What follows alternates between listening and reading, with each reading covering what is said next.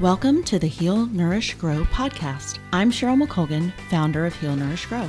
The website, this show, and our newsletter all focus on making the science of advanced nutrition and greater overall health accessible to everyone. Buckle up for our latest episode to get ideas, tools, and practical knowledge you can use to improve your health and move towards your perfect version of ultimate wellness. The Heal, Nourish, Grow podcast shares interviews with nutrition experts, health researchers, and everyday people that have changed their lifestyle and nutrition to support greater health. You'll learn how to implement lasting change and create new habits that support greater wellness and a happier, healthier life. Please visit healnourishgrowpodcast.com for full show notes and links to our guests. Guy Odishaw is a neurofeedback practitioner, bioelectric medicine, and craniosacral therapist who founded Bhakti Wellness Center in 2006 with a mission to support both the needs of healthcare providers and healthcare consumers alike. Today, Bhakti Wellness Center is one of the largest, most diverse integrative medicine clinics in the country. Guy's 30 years of clinical experience specializing in treatment-resistant chronic pain, traumatic brain injury, and psycho-emotional trauma informs his approach to brain health. Additionally, his 20 plus years as a meditation instructor and facilitator of courses on personal growth help him understand how to support clients through the potent changes arising from neurotherapy. Brain training does not only alleviate unwanted symptoms, it can also facilitate positive changes in one's whole sense of self and relationship to the world around them. Guy is the co-founder of the first integrative student health clinics in the country at the University of Minnesota, the Bhakti Brain Health Clinic, Neuroimaging and Neuromodulation, the Minnesota Bresden Clinic, Dementia Prevention and Treatment, and the Cerebral Fit Brain Training, a nutraceutical electroceutical company. Hi, everyone. Welcome to the Heal, Nourish, Grow podcast. Today, I am joined by Guy Odishaw. Easy for me to say, right? It should be easy to say because this is the third time that you've been on this show, and happy to have you back. Before we get into the topic of the day, Guy, can you just share with everybody, I've read your official bio, of course, like always, but could you just share a little bit of your background and how you got into this work and what makes you so passionate about helping people in the way that you do? Well, great to be back. Thank you. So my background is primarily in integrative medicine and kind of two main tracks for me, my private practice as a practitioner, but then in some ways, really my more full-time job, which is, building clinics. My biggest clinic is a large integrative medicine clinic with 30 providers kind of across the spectrum of care, from allopathic MDs all the way to energy work of various kinds and everything in between. And then my own private practice has been primarily kind of on the orthopedic side, pain, trauma, working on the body. But then over time, I got interested in bioelectric medicine, and then that led me down the path of bioelectric medicine, and then that led me to brains in particular, and now I spend most of my time working directly on the brain with neuroimaging, neurofeedback, neurostimulation, neuromodulation.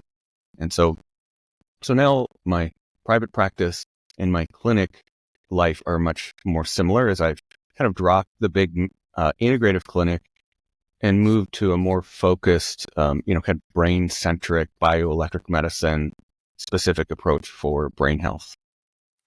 Yeah, I love that. And the fact that you've done so much work with these clinics and have that background, I think makes you really uniquely positioned to have a lot of knowledge across various subjects. And when we chatted before about what we wanted to talk about today, because you are such a wealth of knowledge, but I thought that the topic that you proposed was really good because it has to, almost everybody has a child in their life in some way, whether it's a niece, a nephew, their own child, something like that. Somebody they know is probably in school in some capacity. And one of the programs that you've been working on has been with children specifically. And certainly since the pandemic, there has been a lot of changes in schools, a lot more stress in schools in a lot of ways.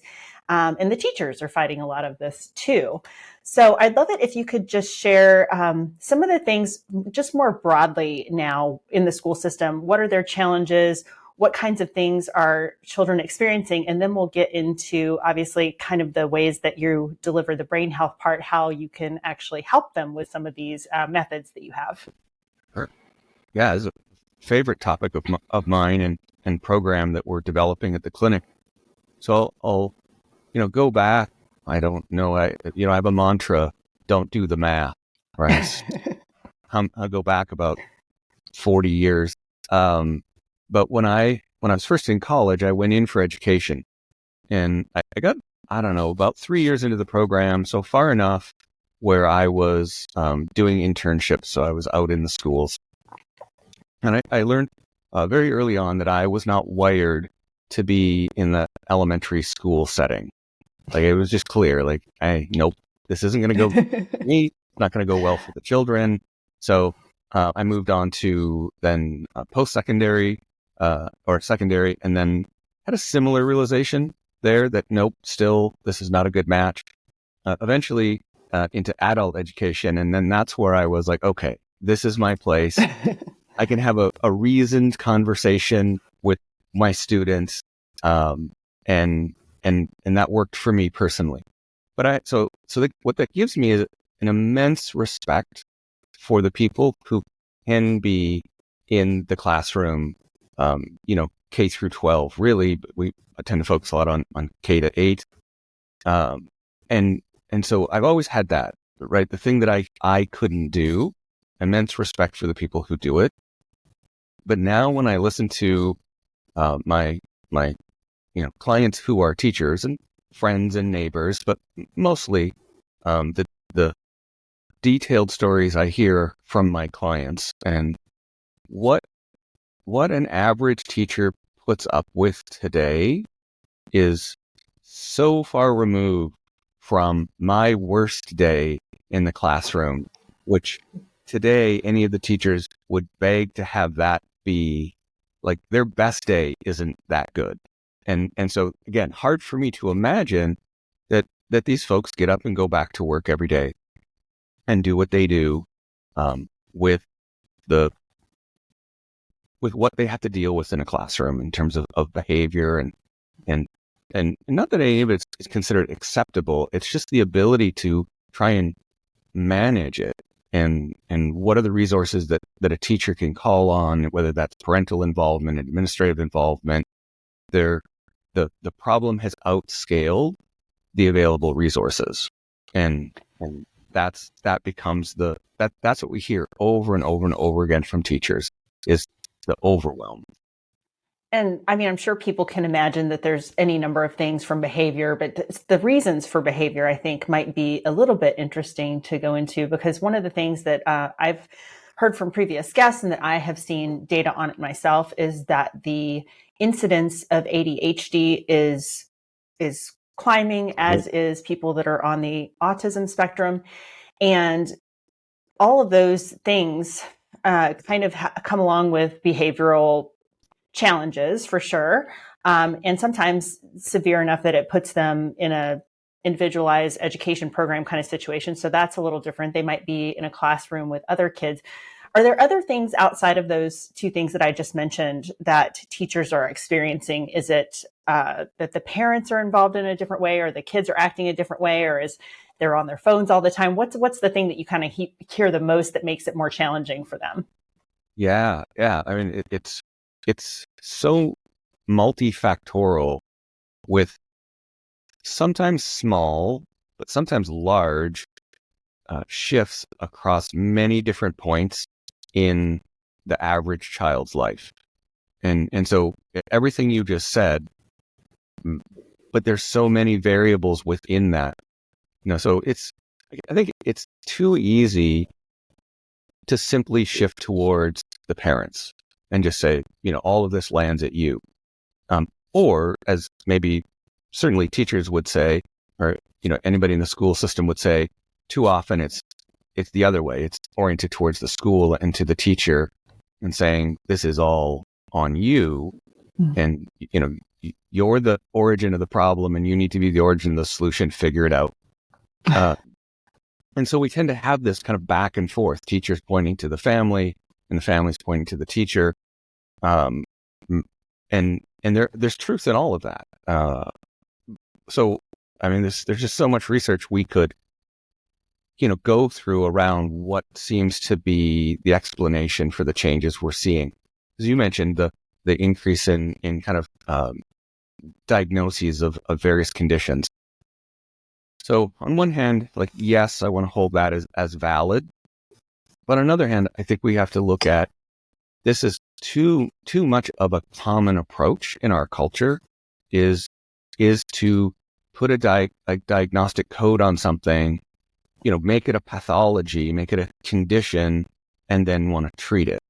And like for the cases where that's true, absolutely. But we need to, really be able to pull apart the places where, a child doesn't need a diagnostic label. They need something else.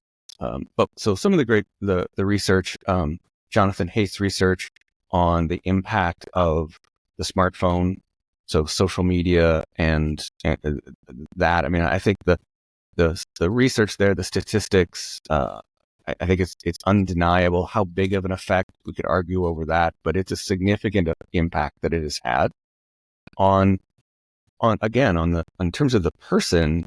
It isn't across one system. We can't just say it's attentional. Like, it's what's led to this ADHD epidemic.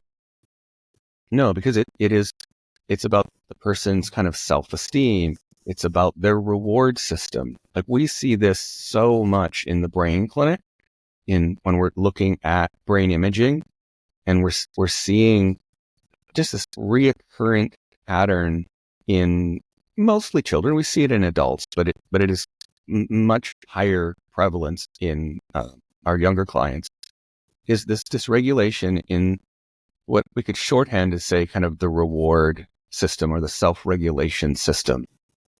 And it maps very well from what happens to us when we engage in kind of modern technology, screens, social media, but it isn't only that. We could talk about the gaming, and the gaming doesn't have to be kind of the first-person shooter type game that people get all excited about.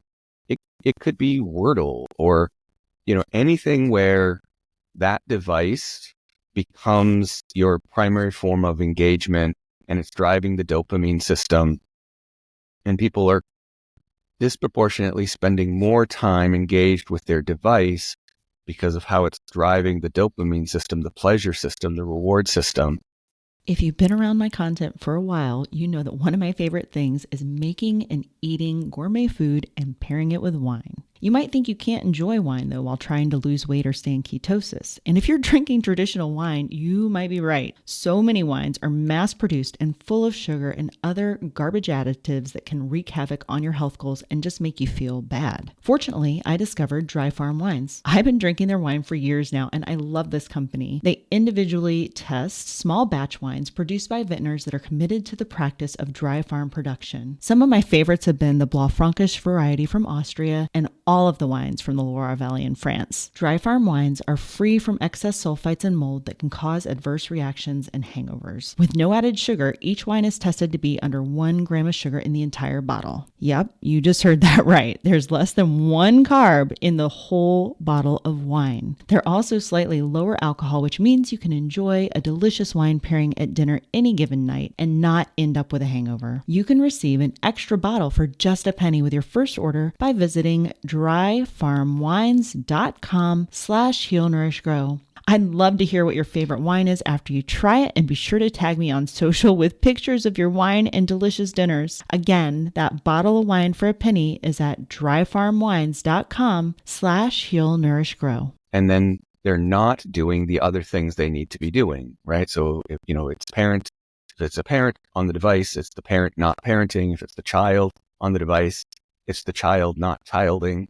And right. So, I mean, it's massive. I mean, and I'll just, so my family was just here visiting. So my adult children and the grandchildren, and I would have these moments. I'd walk into the room, and so the whole family's sitting in the living room and everybody's on a device. Yeah. And I was like in my own home.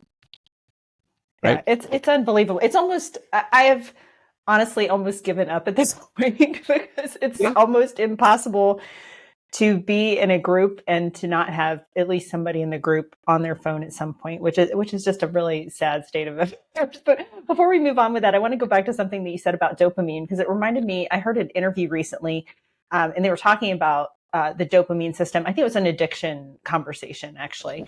And the person said, and it was something that I had never really thought of it in this way before for some reason, but it's something so simple. And it's just that we have gotten with all these devices and online shopping and all these very addictive type behaviors that it's all available with no work. Like before, at least to get a dopamine hit, you had to work for it a little bit. Like maybe you had to go for a long run or something to get your dopamine hit. But now you literally just click buttons, or somebody likes something on your social media or whatever. And people are just getting these dopamine hits all the time with no work involved. And I think that disconnect from the work and the reward is maybe at the crux of how we go after it. I don't know. What do you think about that? Yeah, no, I agree. I mean, I think the no work thing, and that this is a system like any other system in the body, and it can fatigue. It will adapt to its environment. And so if and it's not an if, but when people engage in these activities that deliver them dopamine, free, right? Just moment after moment after moment after moment, you can scroll. And if TikTok runs out of dopamine for you, you can switch to the next platform and then to the next platform and just keep juicing the system. Well, the system starts to break down, right? That we get a dopamine fatigue. And so then there's a need for more, and there's the dysregulation, downstream from when that core mechanism starts to go awry. So yeah, I mean, there's so much right in this system right here, right? Like it could be enough to say, okay, like if all we did was focus on fixing this, we would have a large, demonstrable, positive effect on culture, society, and then here, if we're talking about schools, on what's happening in schools. If we just change this mechanism, but of course, that's not the only mechanism. There's many at play, but it's part of what makes this conversation, I mean, it's an important conversation, a good one, a challenging one, and part of the challenge is there's this tendency to kind of want to make everything down to a single variable, right? Like we have this idea culturally of a silver bullet, like there's one solution, right? And so we have that mentality, like somehow we could solve the problem of education or the quality of life in our schools, outcomes for our children through some singular magic fix. And no, that's just no. I know we wish it did. We wish we just had a magic wand to make exactly. it better. So we really need to have this. There's all of these issues going on, and then we come with our clinic comes with a very specific place where we engage, and we help solve one of the 1,000 issues. It happens to be that ours is fairly far up in the stream, which is, what we say in our clinic, our mantra is we regulate dysregulation. So we could take a lot of the specifics we get into, say we're talking about the dopamine network, but there's also the self-esteem, and there's just so many different aspects of self.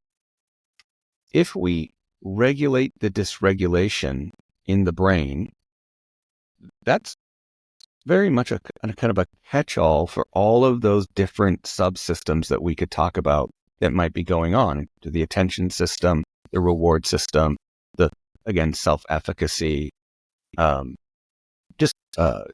cognitive function, like just pure intelligence, and how well any one brain can navigate the landscape of school academically, but also socially.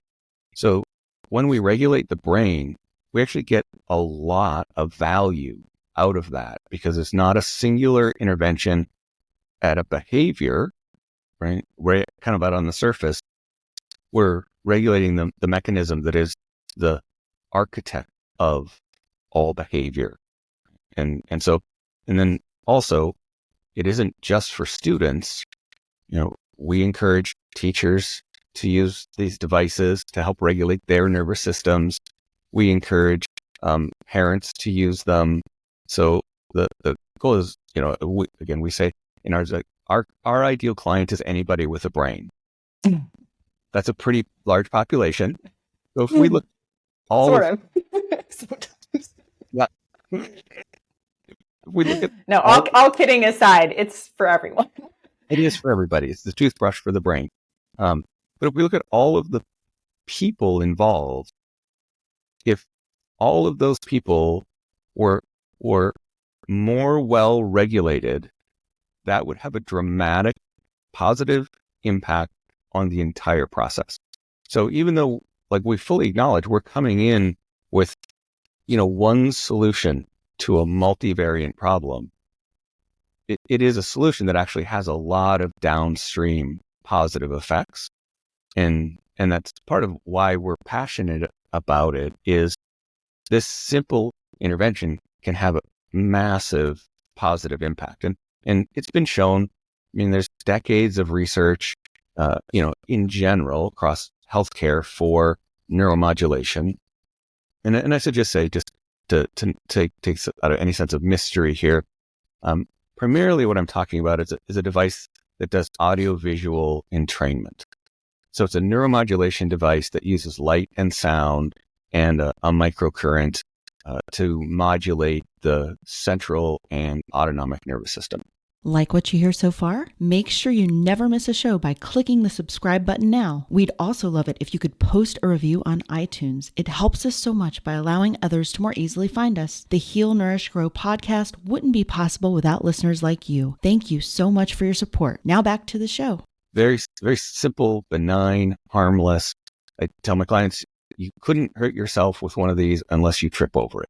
Like it's giving the body the inputs the body has been doing for as long as bodies have been bodies, right? It's taking light, which we all use light to function. It uses sound. We use sound to function. And then we are chemical electric beings. So electricity is part of our makeup. So delivering a bioidentical electrical current is all stuff that the body is 100% uses all day, every day to function. So we're not putting in some, synthetic exogenous force that might compromise the system, right? Which is more like, you could think like pharmaceutical, right? We're going to put in a synthetic chemical that is going to impact part of the system positively and then part of the system not so positively, hence side effects. We're all familiar with that model. What we're talking about here is just using natural functions of the body to help regulate the system. So it's a benign intervention. They're low cost. They cost about $600. But that we're regulating the brain, that's why it has high impact. Do you find that people are generally more accepting of this kind of program because it doesn't really require them to sort of do anything, really? They just put on this device, and I'm picturing, I don't know, you'll have to describe it to me, because so far in my head, I'm picturing like some kind of, helmet kind of situation that they put on their head. But maybe you can describe the device a little bit and speak to, the ease of use, if that's helping some of the results, because there's not a big barrier to getting people to, say, meditate every day, for example. Right. So a couple of things in there. I'll quickly describe the device. So it's a set of glasses that have pulsing lights, headphones that have pulsing sound or binaural beats, and then ear clips that have a microcurrent. So that's what we're doing. So you put it on, like, most people, they kind of laugh. They're like, I look ridiculous. It's like, yeah. So, Maybe you can get a photo that I can clip into the video at some point, and just so people can see what it looks like. That would be awesome. We'll get you that, thank you for saying that, is I will send you some of the documentation that we give to clients around IEP programs for school funding, and we're in Minnesota, so all of our stuff is geared around what's available in Minnesota, but some of the programs are federal. but even what I would encourage, even if a person isn't in the state of Minnesota, is your state likely has a program like this, even though the name might be different and some of the particulars might be different. But what we provide our families, teachers, school administrators with are kind of a template that allows them to access county, state, or federal funds to help either buy these devices for a school, so that they're in the school, students can access them there, or staff, or some of the programs will pay for these devices for the family to have, so it'll go home with the student. So I'll get you those as well, so you can put it in the show notes, and people can download them there and take a look at this information. So we've had social workers who navigate these programs to help get their clients assistive technology. We use the same pathway that they might, say, get an iPad for a student to get this assistive technology. Same process. So we'll get that information. So the device, it is kind of goofy, but once you have it on, you can't see yourself. So right. So you may feel ridiculous, but you won't have to look at yourself doing exactly. it. You don't know how ridiculous you look. So, and then the other part of that, of course, is the effect. Right? When people start to experience the effect, that goes a long way in counterbalancing the I have to put this thing on and wear it for 30 minutes a day, or and the 30 minutes a day isn't an all-encompassing, accurate treatment plan. It's highly varied depending on the person and what's the nature of the dysregulation, and but a common one for students.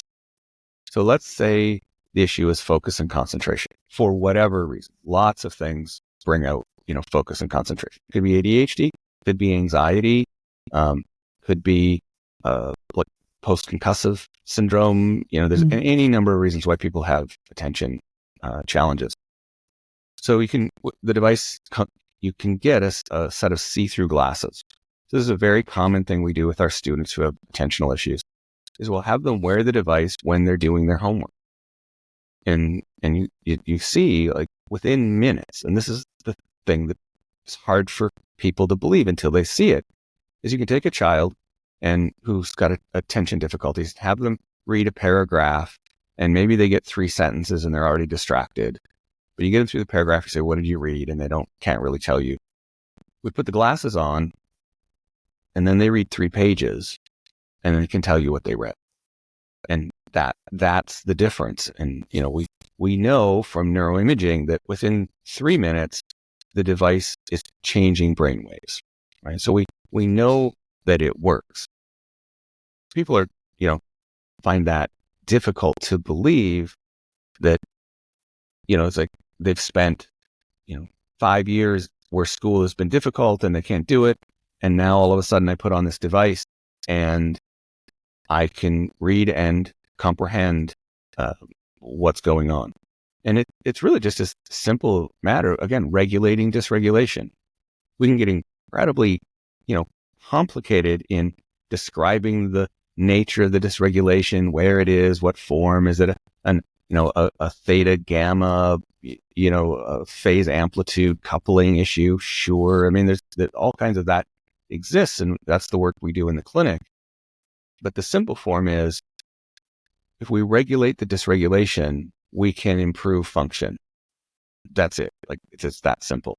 And so this is one of the ways we use the device is simply that, to help children be able to do their homework faster, kind of more accurately, have better retention, less anxiety, a better outcome. And when you start to iterate that, right, if you can take away that anxiety of, I have homework and I'm not going to understand it, it's going to be frustrating, and I'm probably going to have a fight with my mom or my dad around it. But then that doesn't happen, or again, without being, overly dramatic, let's say there's, in the beginning, there's less of a fight about it, and the struggle is less of a struggle, and the outcome is a little bit better. But when that iterates day after day after day, what we see in not that long, weeks, months, there isn't the fight to do the homework. The homework gets done, it gets done well, there's retention, anxiety goes down, self-esteem goes up, performance in school, it translates into school.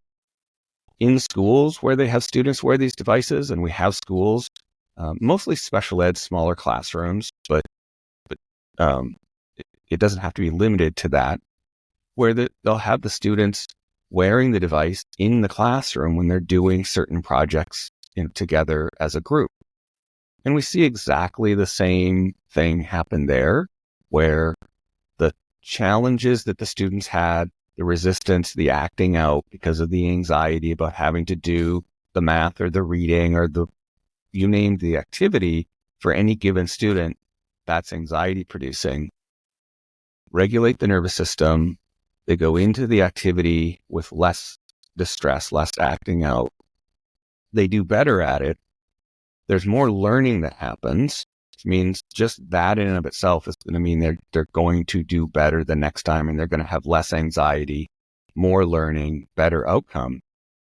When you have that additive across all 10 students in the room, what you get is a classroom that functions more like what we all would like to see an optimal classroom be, which is students are generally, well regulated, they're cooperative, they're excited, they're curious, they're engaged in the activity.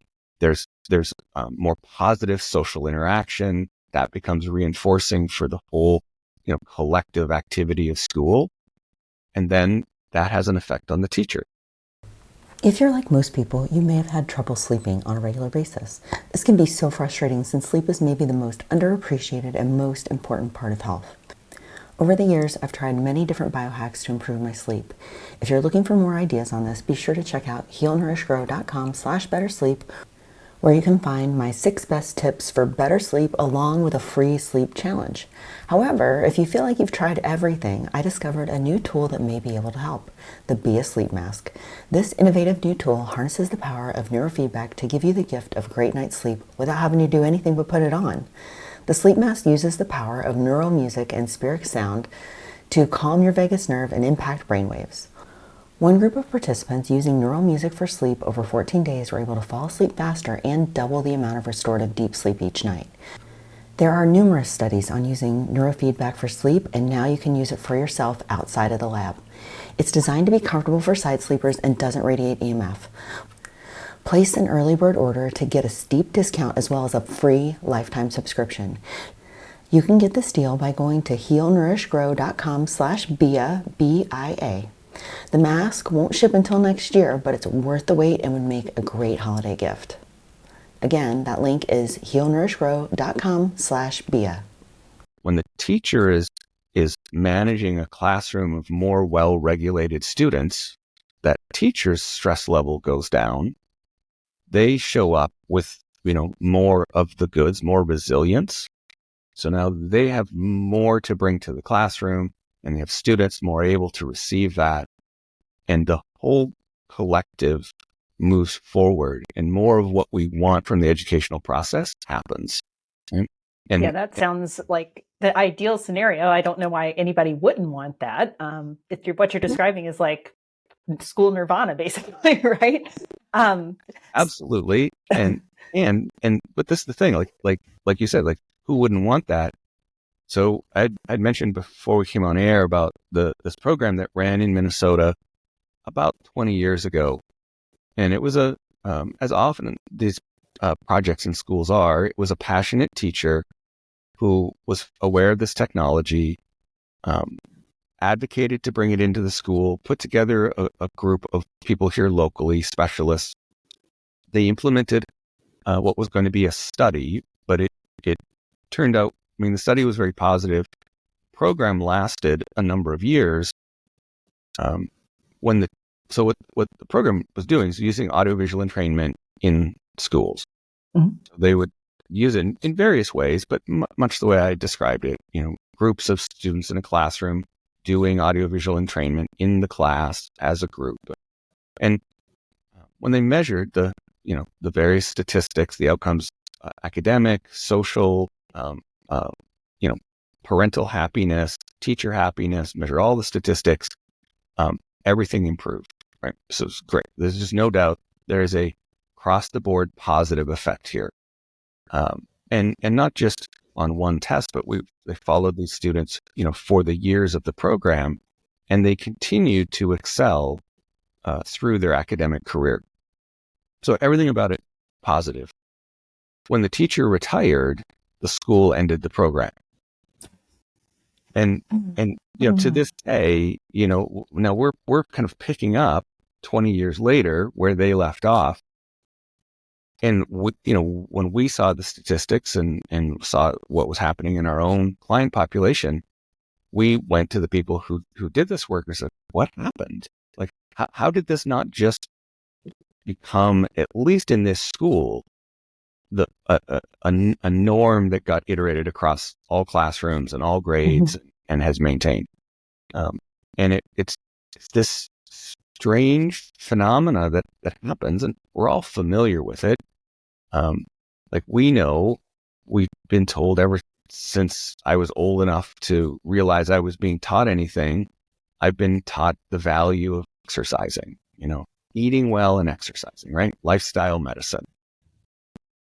How many of us actually do it, right? As a population, we're immersed in this information from birth on. We're surrounded by it. But how many people actually exercise 30 minutes a day and eat zero processed food and, minimize their carbs and maximize their protein? Like 0.001% of the population? It's a very small number. I know that. I heard a recent stat about how many people regularly exercise, and it was astonishingly low to me. I want to say under 20% of people that exercise on a regular basis. And I was just really blown away by that. Right. So if these basic things that are self-evident, right? We don't need randomized, double-blinded, placebo-controlled studies to know that getting some exercise is better than not getting exercise. And again, I'm not talking about ultra marathon. Like, the choice isn't sit on the couch or do a triathlon. Right. It's like sit on the couch or, go walk a couple of blocks, right? Like, that's where we're at, right? And we just cannot get that adopted at scale. Or again, a simple thing of highly processed food is not good for us. Self-evident. We have the studies, but we don't really need the studies and we can see that having the studies doesn't change behavior. Right? People always say, well, Guy, what's the evidence for this?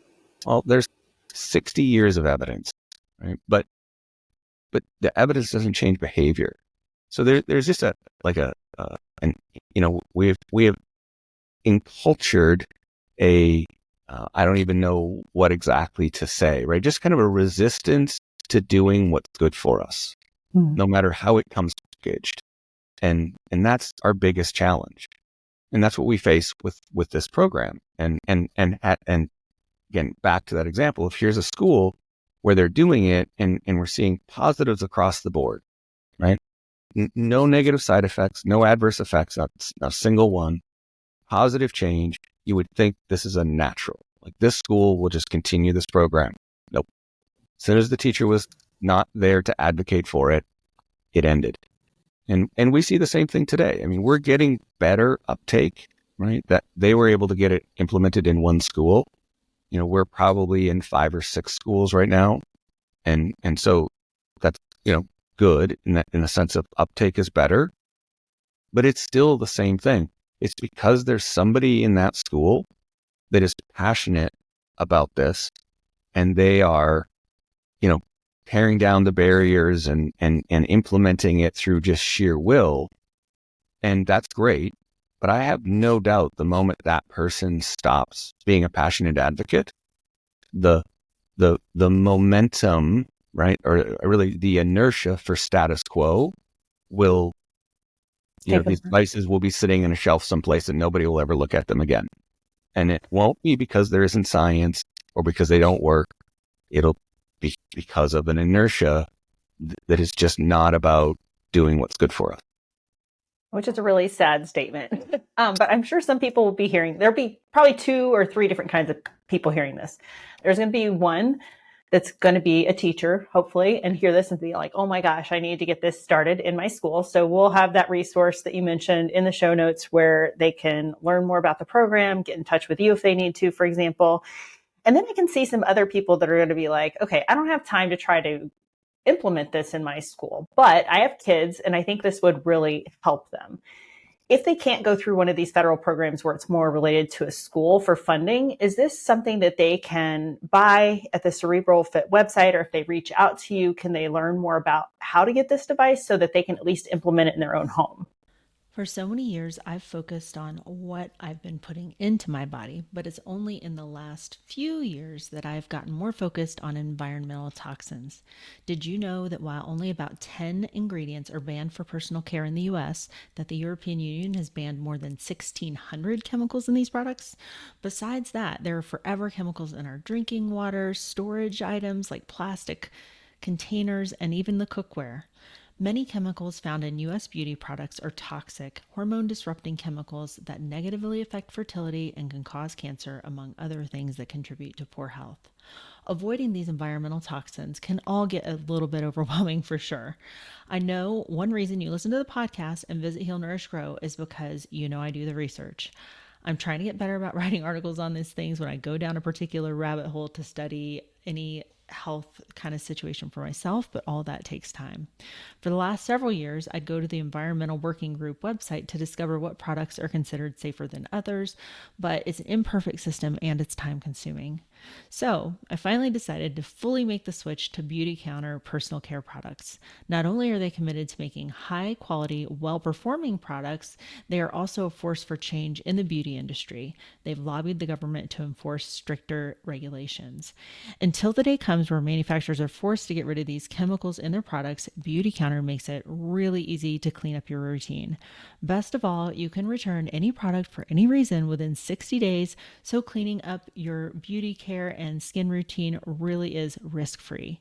If you're interested in learning more, simply go to cleanbeauty.healnourishgrow.com to download your clean beauty guide. Or if you're ready to shop risk-free right now and get 20% off of your first order, go to healnourishgrow.com/beautycounter and find the products you like. If you need any help, get in touch with me first. And then when you go to check out, enter Clean for All 20 and you'll get 20% off your first order. Yeah, absolutely. Great question. So they can purchase them. They're easily available online, whether it's through the Cerebral Fit site or the Bhakti Brain Health Clinic. So that's my kind of brick and mortar here in Minnesota, where we're doing these school programs through the Bhakti Brain Health Clinic. So available there. I think the site is Tech 4 Brains with the number 4 in there, Tech 4 Brains. So the devices are easily available. We sell them, so $600 for a basic one. If you put some, like, add in the see-through glasses, add in a few other accessories that can be helpful in certain instances, you're still all in at about $750. Not expensive at all, considering the significance of what it can do in terms of changing a life course. And it isn't really a single user device. So often there are multiple children in the home, there are adults, and everybody can use the device. And that's, again, where we see the best outcomes is, again, regulate a whole household, not just one person, right? One more well-regulated person in the midst of an otherwise dysregulated environment, not as good as regulate the whole environment, and everybody moves forward, more fully than if presume that, our one child is struggling in school, so they're the problem that we're going to fix. Like that's again, that kind of pathological approach where we really prefer more of a positivistic approach, which is just optimize the brain, no matter who you are, right? You'll do better with a brain that does better, period.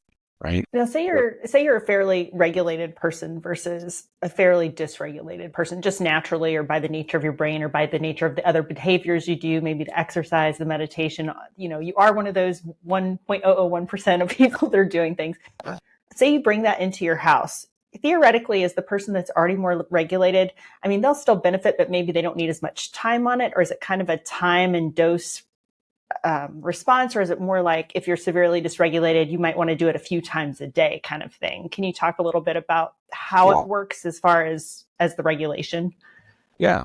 Well, I'm going to say one other thing about the acquisition. So we also have a rental program that is also a rent-to-own program, kind of like a payment program. So people can rent a device for $75 a week, and that gives them a chance to try it. And the question there isn't so much, is it going to work? Because a week is not a lot of time to know. The question is, am I going to do it? Right? That's the first question that the person needs to ask. They get this thing, they take it out, they put it on, they go, this is ridiculous. I will never do this. Pack it up, send it back. Great. You just saved. Okay, that's awesome. You saved $525. That was right. But if this is like, yeah, okay, this isn't so bad, right? I'll do this. Then, you run with it for a couple of weeks. And now you can start to ask the question of, does this seem to be helping? Yes, great. Then just make the payments, pay it off, and away you go.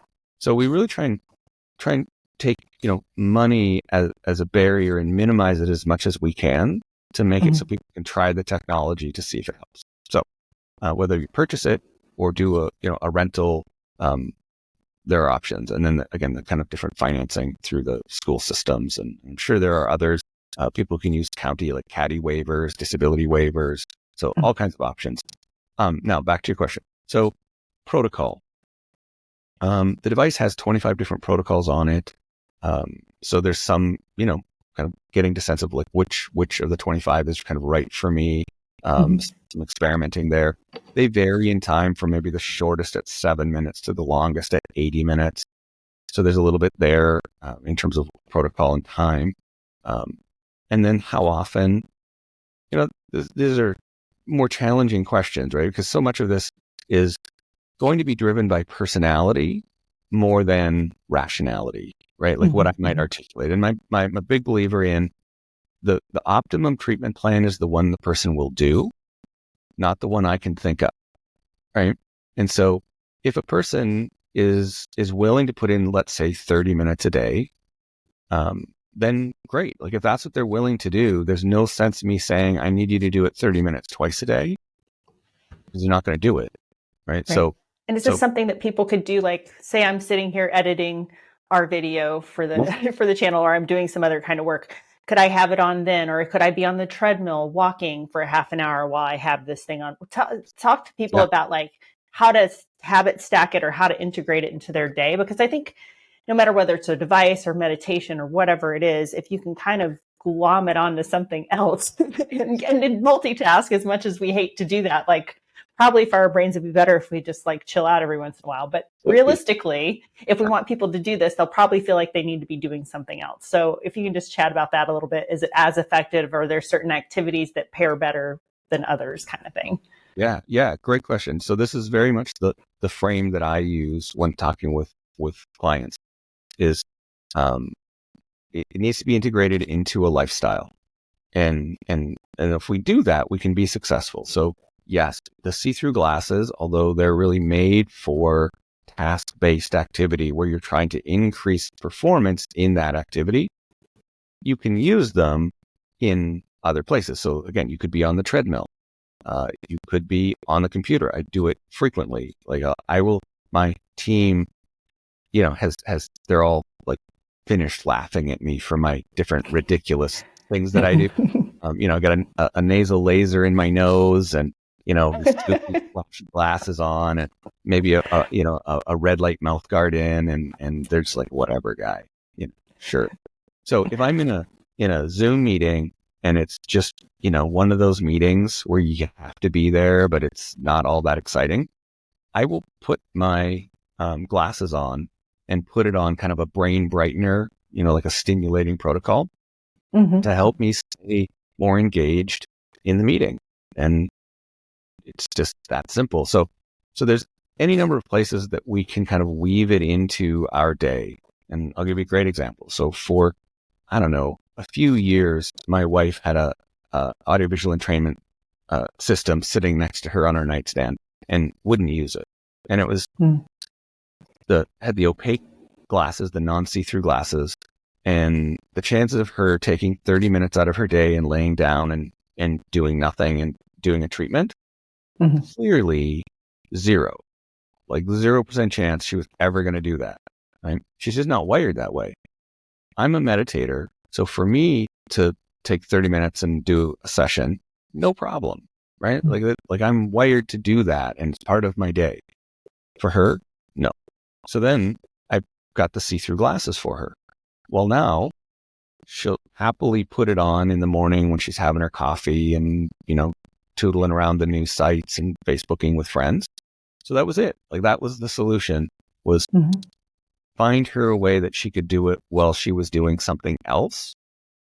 Now doing a treatment every day isn't a problem. So yeah, I'm very much a believer in you figure out how you as an individual are going to integrate this. And then that's what you do. Yeah. Turn it into a part of the routine, part of a ritual, part of a habit, and then it gets done.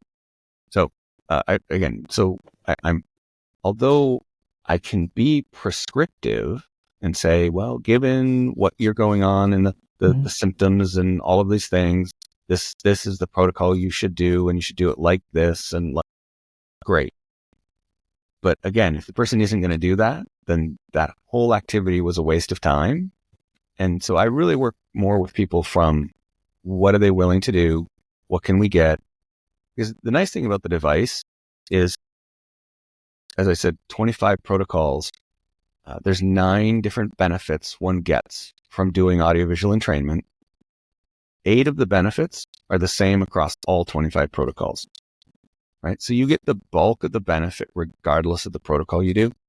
The 9th thing that is protocol specific is kind of the state, right? So if it puts you into more of an energized state, more of an alert, aroused state, or more of a relaxed awareness state, or more of a meditative internal state. And then we go down the scale like even more into kind of a drifty, dreamy state, and then sleep. So state is this other piece, and that's fairly simple. If the person is like, I'm doing this before going to school as a way to optimize school.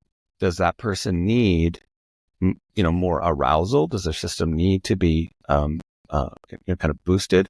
Or are they the opposite? That what they need is actually to be calmed and settled to make their school day better. Then we just pick the protocol that has that state effect, but the other 8 benefits you get no matter what protocol. So we can make the whole process simple. And I'll say, the person doesn't have to do the glasses, the headphones, and the ear clips all the time. You can pick and choose. So if the glasses are just not an appropriate place, and it would be easy to have earbuds in and just do the binaural beats, do that. That's nice and easy. And then the other one is the transcranial stimulation, the ear clips. Again, super simple to just run that wire up your shirt, clip it on your ears, put the device in your pocket, and just go about your day doing whatever you're doing. And again, you can have a student sitting in a classroom doing the transcranial stimulation with zero interference in what they're doing in terms of class work and what's required of them physically. Yeah, amazing. This sounds so useful.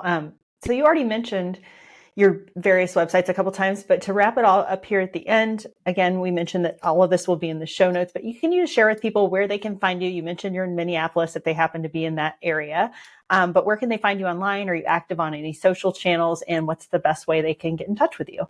Sure. So the Bhakti Brain Health Clinic, so this is a mouthful. So bhaktibrainhealthclinic.com. What might be easier for folks is cerebralfit.com. So just cerebralfit.com. So either of those sites, you'll find, my direct number, direct email, so you can reach out that way. We have a free consult that we do with folks, so you can book that right online on either one of those sites.